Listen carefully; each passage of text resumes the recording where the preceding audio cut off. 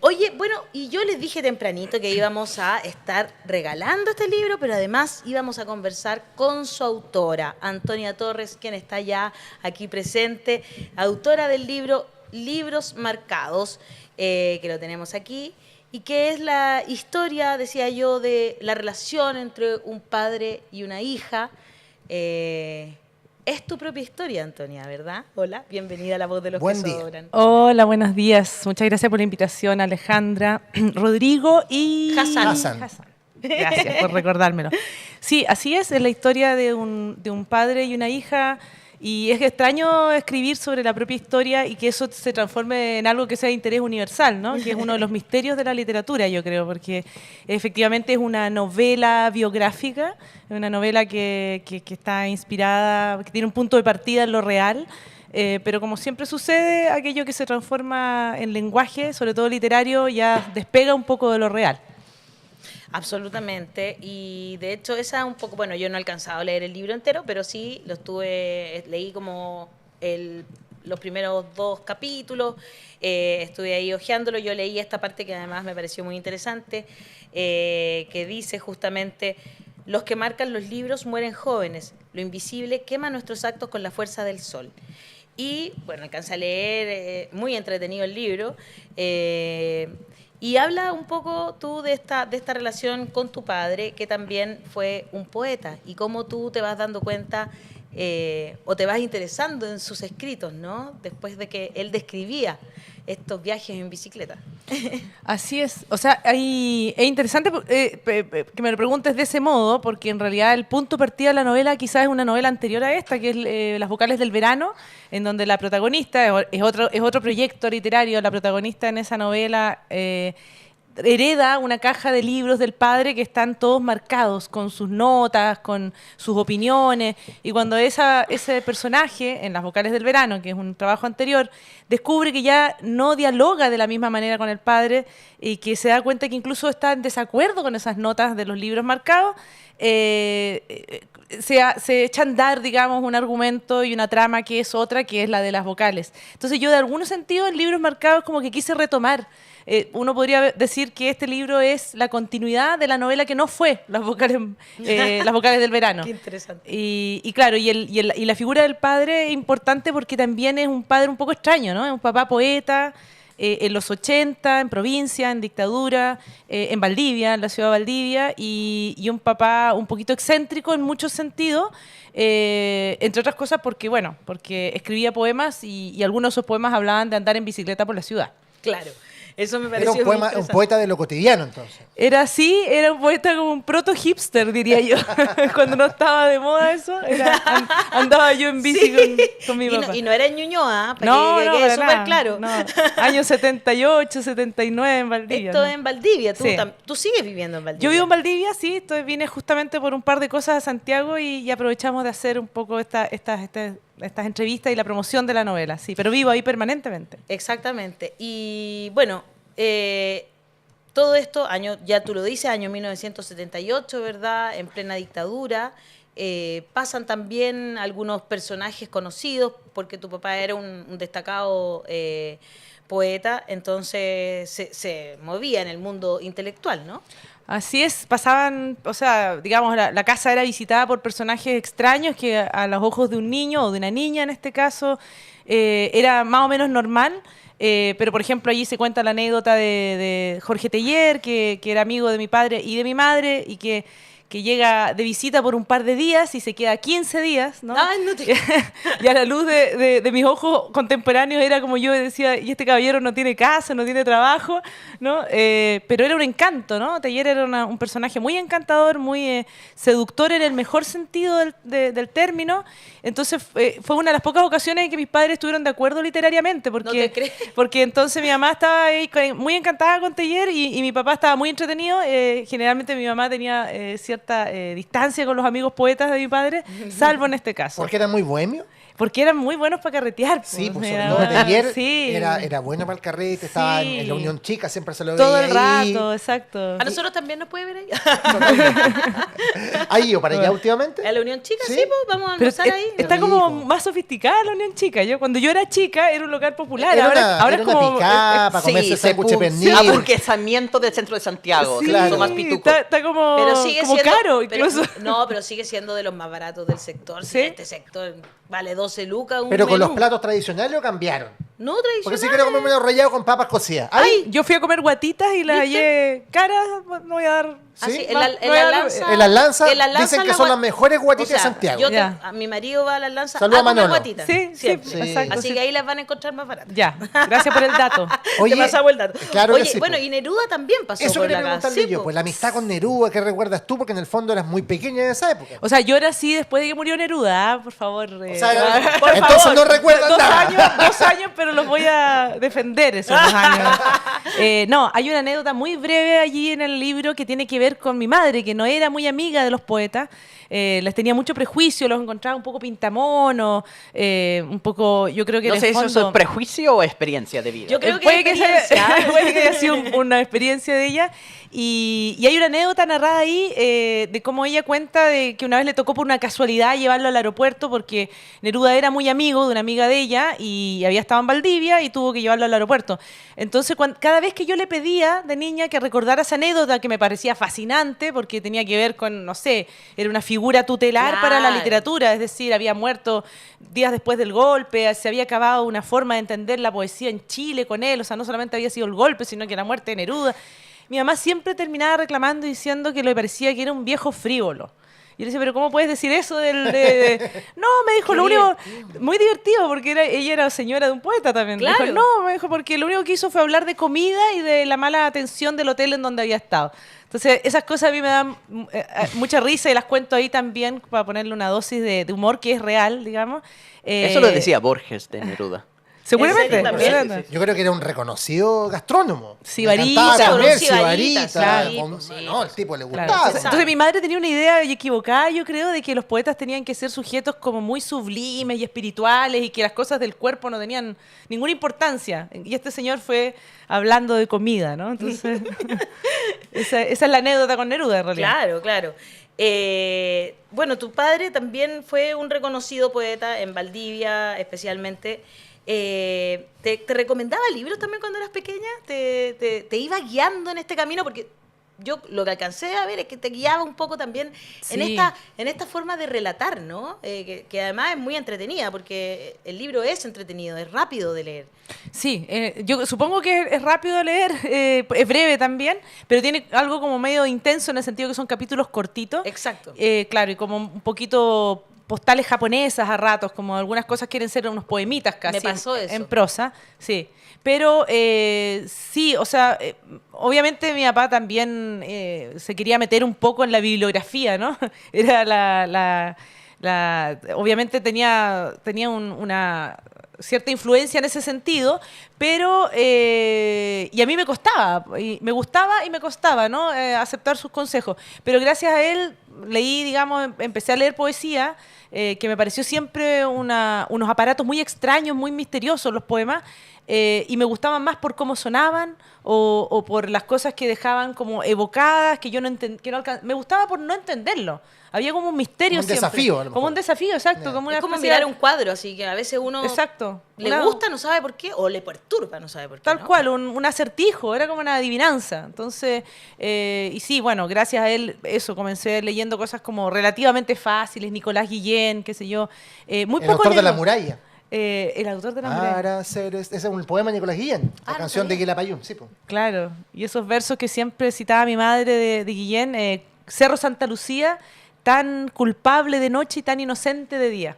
Qué bueno. Que a mí me gustaban porque eran como eróticos, así, Claro, pero muy po. insinuados, ¿no? Como- claro, así que bueno, sí, fue inevitable la influencia en la casa, digamos. Claro, de todas maneras. Además que yo tenía una biblioteca a disposición que era un lujo, todavía la sigo disfrutando, mantienes? la mantengo y heredé la mayoría de sus libros, así que eso es parte uno con una ventaja, Claro. una fina selección. Está presente también, porque a 50 años del golpe de Estado se ha hablado mucho, como como dentro de la novela esta idea de que estábamos en dictadura también. Claro, en la novela aparece como trasfondo y aparece, pero es una música de fondo pesada, ¿no? Que está todo el tiempo. Hay por ejemplo, un par de personajes que a mí siempre me llamaron la atención, que no se sabe bien si son, en un caso no se sabe si es derechamente un joven que era un frentista o era un mirista que estaba haciendo trabajo político en la región, que frecuentaba la casa de mis padres y las de ciertos amigos del círculo de ellos, y que de pronto hay un atentado, digamos, y hay un allanamiento y caen muchos miristas en la ciudad, que esto es efectivo, es real, y este joven desaparece. Entonces, en algún minuto, muchos amigos, colegas del colegio donde trabajaban mis padres, pensaron que en realidad era todo lo contrario, que era una especie de un sapo de la CNI, ¿no? Entonces, estas figuras de los personajes que no se puede determinar por miedo, ¿no? Porque vivíamos en un estado, digamos, de terror y en una ciudad sitiada en todo sentido, me parecieron siempre fascinantes. Había otro personaje, un alemán importado de Alemania, para hacer la diferencia con los alemanes colonos, ¿no? Claro. Que también era misterioso porque no sabíamos si era un nazi recalcitrante o un tipo muy extraño, muy interesante, muy culto, ¿no? Entonces se daban estas cosas en dictadura que todos sospechaban de todo, ¿no? Y había mucho miedo. Y yo crecí un poco con esa sensación que hoy, a la luz de los ojos míos hoy, parece atractivo e interesante porque debe haber sido bastante paranoico, digamos, en ese O sea, nosotras tenemos exactamente, con Rodrigo los tres nacimos el mismo Sí, año, mismo el año. 75. Yo también soy de ese Sí, por eso, no, porque por eso te digo, Ya. nosotros tres. Ah, ya, nosotros... No, Andamos Hassan precisos. Hassan es joven, tiene como 10 años. Casando son los 80. Claro, Era un otra niño. generación. Bueno, entonces, a mí me parece interesantísimo que desde nuestros ojos, porque yo vivía algo muy similar a lo que tú relatas en el libro, cuando niña.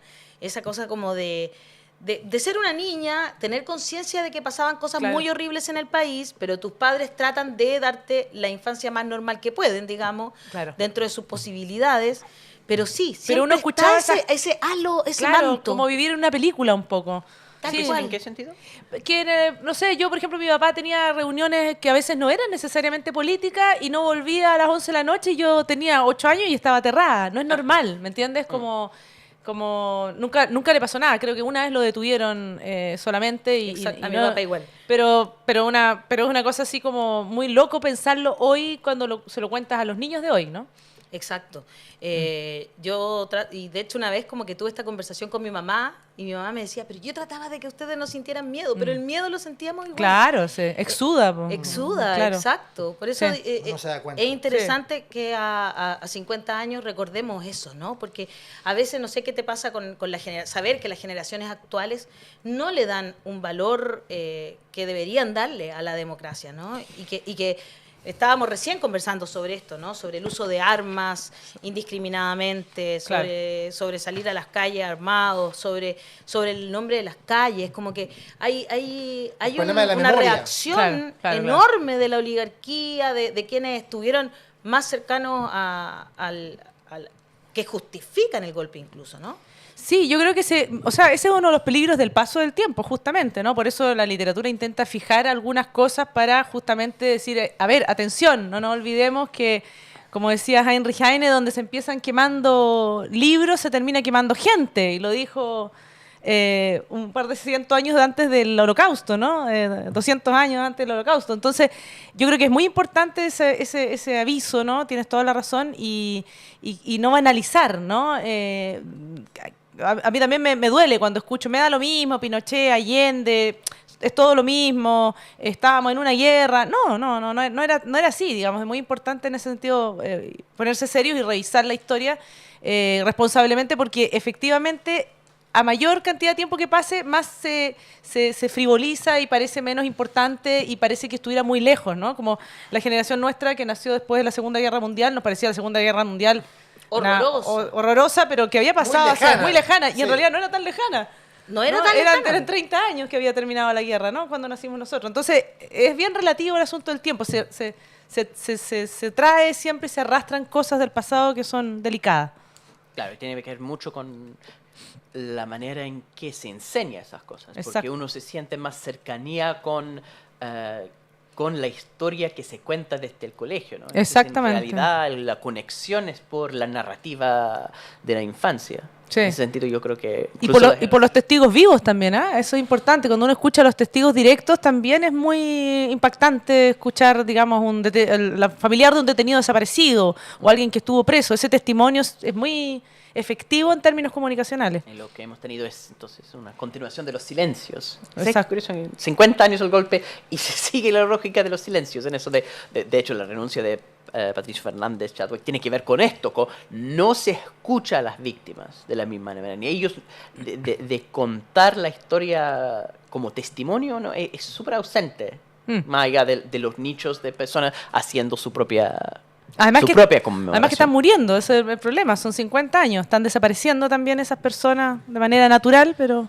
Y hay otra situación que la hemos conversado acá y que tiene que ver con cómo a partir de la revuelta social se rompió un poco el pacto tácito que había con el poder, en términos de que se mantenía el sistema en lo económico y ustedes sigan haciendo sus romerías para el 11 de septiembre, respetando y venerando a sus muertos, pero con el sistema no se metan. Y cuando hubo una amenaza al sistema, ahora ya ese pacto se rompió y se trata de legitimar a las víctimas, al recuerdo y a la memoria.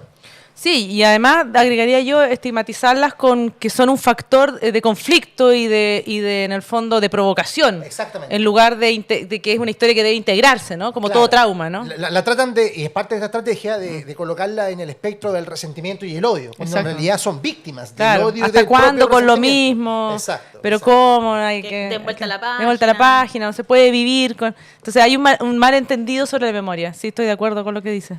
Víctor Hugo Toledo Ojeda, al parecer es valdiviano, nos escribe y dice: en Valdivia de la dictadura, el cuartel de la CNI estaba en pleno centro frente al Café Paula, concurrido por estudiantes más progres, oscura y contradictoria época. Y también rescata la figura de tu padre y dice: el padre de Antonia fue una figura omnipresente en la cultura de la Valdivia de esa época. ¿Tenías tú esa percepción o te diste cuenta con los años de eso? Yo creo que claro, también uno se da cuenta con los años, es otra cosa que hacen los años positivamente. Y sí, bueno, yo tenía la sensación de que era un sujeto extraño, digamos, que no estaba cómodo en el lugar donde trabajaba, que no tenía un poder real, ¿no? Era una especie siempre me pareció que tuvo un poder más bien simbólico, ¿no? No ocupó cargos de poder, ¿no? Cuando vino la democracia tampoco, a pesar de que tenía militancia política, justo cuando viene la repartija de los cargos, por así decirlo, él quedó fuera de eso. Yo creo que se autoexcluyó, no quiso digamos. ser parte No de quiso ser parte, no digo que lo hayan excluido, Claro. pero me parecía más bien alguien un poco marginal en algún sentido. Así que qué bonito que diga eso Víctor Hugo, o no sé quién, si lo dijo otra persona. No, Víctor Hugo. Víctor Hugo, sí. es probable que haya sido así para mucha gente de mi generación y sobre todo un poquito mayores. Sí. Claro, como que lo sintieron ahí. Sí. Oye, el libro tiene este título que a todos nos llamó la atención. Nos gustó a todos. Nos gustó, ¿no es cierto? Libros Qué bueno. marcados. ¿Hubo una discusión en la editorial? A ver, cuéntanos de eso. ¿Y por qué finalmente deciden ponerle este No, nombre? yo estoy contenta porque respetaron mi deseo primero, nada más. Sí, yo tengo muy buena relación con la gente de Random, con todo, con los editores, con la Melanie, que es la directora, la jefa, digamos. Pero en algún momento se me sugirió poner algún título que fuera más llamativo, yo creo como más... es un poco enigmático, Libros Marcados. Y a mí me encantaba por lo mismo. Porque, Exacto. de hecho, lo discutimos con Alejandro Zambra, que somos muy amigos, y me decía, yo agarro un libro que se llame Libros Marcados, me decía, lo tomo de la repisa.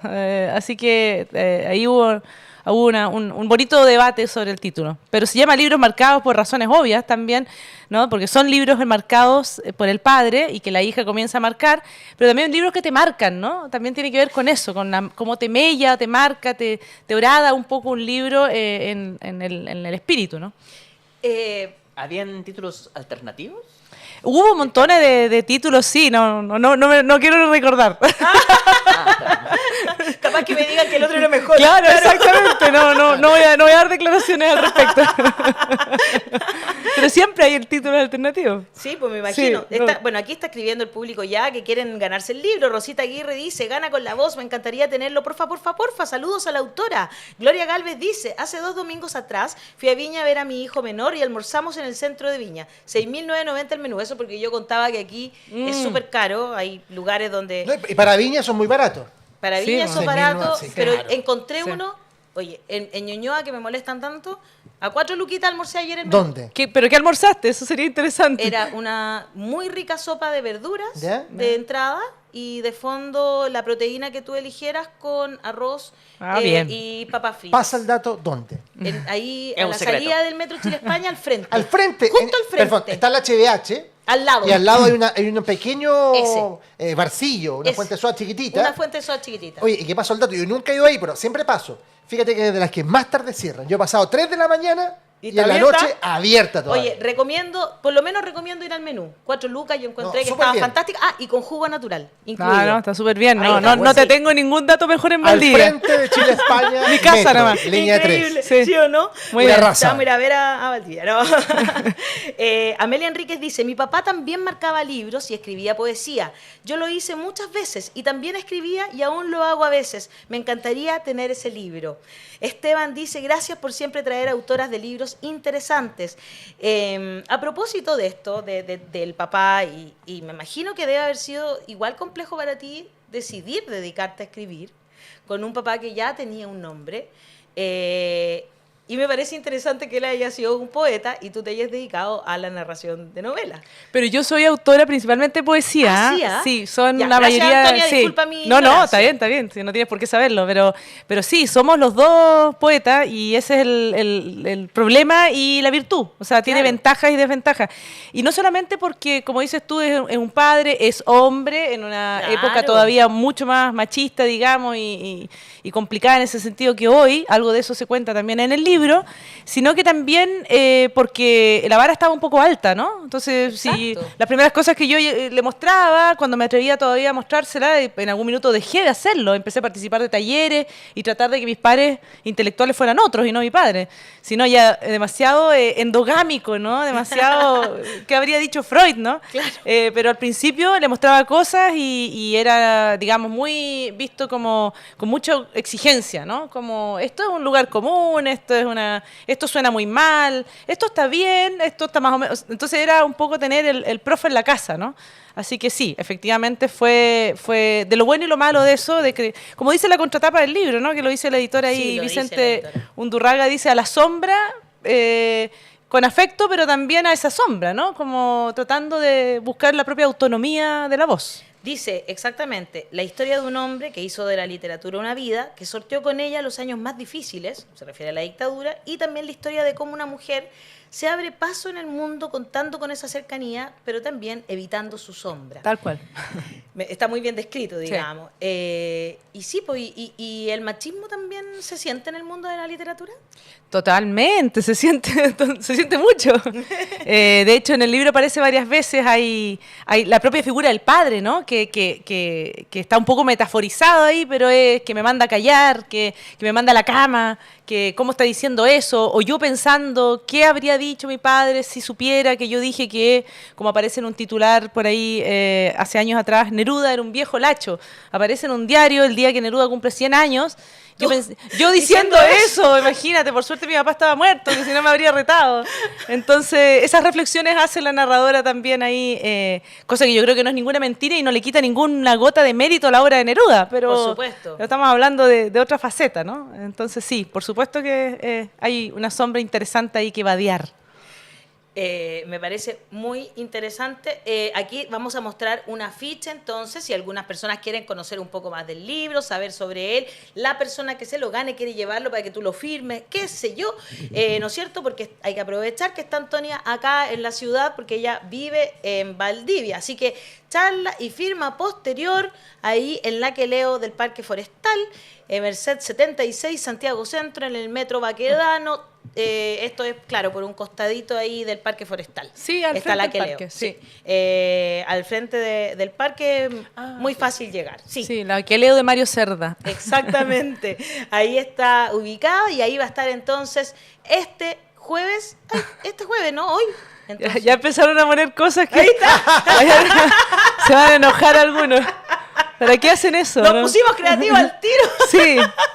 Están jugando con internet. Hoy a las 6 de la tarde, entonces vas a estar ahí en la que leo Así es. firmando libros y presentando este libro tan interesante, Libros Marcados, y que nuestro público ya se lo quiere ganar. ¿Ah? Me suena el título del libro, dice Adán Farías, como la canción Cartas Marcadas de Pedro Infante. Ah, mira. Mira. No lo había pensado, tiene razón. Nos pusimos todos creativos hoy Sí, día. sí. Es un bolero, yo creo, ¿no? Sí, Pedro Infante cantaba boleros. Sí, ¿no? parece que sí. Sí. Qué antigüedad. Soledad Toncoso dice, quiero leer el libro y me comprometo luego. Ay, justo estaba leyendo y se me corrió estas cosas del internet. Hola, muy buenos días. Marcar un libro es aprendido de nuestros antecesores. Mi tía, cuando falleció, nos dejó todos sus marcadores que usaba en sus libros. Una gran lectora, dice por aquí. Que también dice Carlos Masciocchi, dice Jorge Torres, un gran poeta y al cual conocí en Valdivia. Tal vez nadie pueda reconocer a este intelectual sureño, pero la vida y los dramáticos días que le tocó vivir son los testigos, dice. Mira qué bonito. Exactamente, muy bonito. ¿Cómo se lo recuerda? ¿Cómo se lo recuerda a tu padre? Muy bien. ¿Quién dice? Mr. Samantha dice, hola, me encantaría ganar el libro. Cumplo 50 el próximo lunes. Mi padre tuvo que caminar por 1 hora hasta la casa desde el hospital pateando porque no fui hombre. Excelente, nosotras sentimos lo mismo con nuestros padres. Así que la ganadora es justamente la persona que yo estaba leyendo acá, porque lo íbamos a elegir, habíamos quedado tempranito de elegirlo por los comentarios, y el de Samantha, que está de cumpleaños, ¿cómo no regalarle el libro? Entonces, cumple 50 el próximo lunes y así tú se lo dejas firmado, Feliz. ¿te parece? Estoy a encantada. Mr. Samantha 73. Y además es una forma de exorcizar aquello de que nuestros padres querían que fuéramos hombres. Yo creo que mi papá estaba feliz que yo fuera niña, pero... Sí, o sea, yo lo que sé es que a mi papá le dijeron que era hombre, porque era muy grande yo. Ah, Entonces mira. en esa época existía esta creencia de que los hombres Claro. eran guaguas más grandes que las mujeres. Claro, claro. Entonces habían dicho que era hombre. Sé que como que eso provocó una sorpresa al menos. Claro, vamos a dejar en sorpresa. Digamos una sorpresa. Mi terapeuta diría otra cosa, pero... No le hagas caso tanto a la terapia. No, pero con mi papá me llevo súper bien igual. Ahora que vivimos lejos. Exacto. Con Suele mayor razón. suceder. Antonia, muchas gracias por estar aquí en La Voz de los que Sobran y tocar todos los temas que te hemos propuesto y conversar sobre Gracias por venir, este de verdad. libro Gracias. muy entretenido. Y mucho además. éxito hoy. Muchas gracias, chiquillos, a ustedes por la atención y por la promoción. Un abrazo. De nada, que le vaya muy bien y ojalá el libro lo lea mucha gente porque vale la pena de todo. Creemos en la democracia y en los derechos humanos.